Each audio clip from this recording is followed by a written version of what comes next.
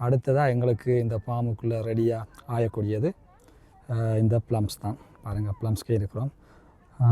Same apple, strawberry, raspberry அதே மாதிரியே இதுவும் தான். செலக்டட் பக்கத்தை மட்டும் ஓப்பன் பண்ணி விட்டுருக்காங்க எங்களுக்கு பிக் பண்ணுறதுக்கு.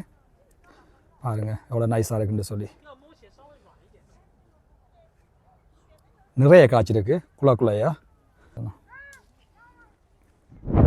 காட்டுங்க நீங்கள் எவ்வளோ ஆஞ்சிருக்கீங்கன்னு பார்ப்போம்.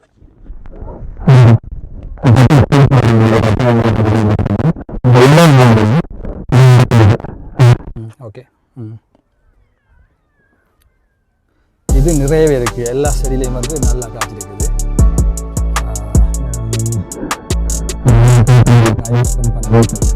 பாருங்க எப்படி காயா செம்ம காய்ச்சி விழுந்தது.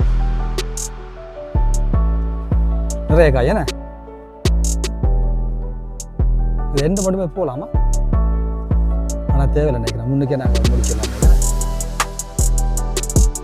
இது எல்லா இடமுமே எல்லா செடியும் நல்லா காய்ச்சிருக்கு. நிறைய காய் இருக்குது.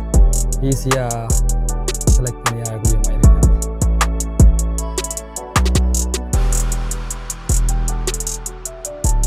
இங்கே பாருங்க எப்படி இருக்குப்பா, செம்ம. ஸோ ப்ளம்ஸ் வீடியோவை இதோட நாங்கள் பார்க்குறேன்.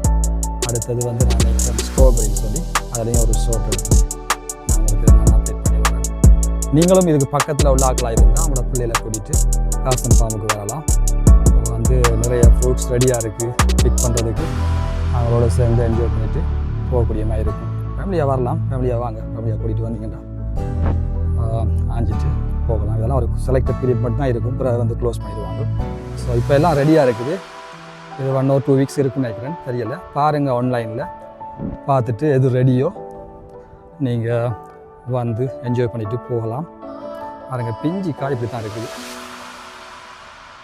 இது ரெடி இல்லை, பட் இது வந்து ரெடி. இப்படி கொஞ்சம் இந்த கலராக வந்துட்டுன்னு சொன்னால் ரெடி ஆகிறதுக்கு. Okay, anyway thank you guys, see you. இந்த வீடியோவில் பார்ப்போம். தேங்க்யூ, பாய்.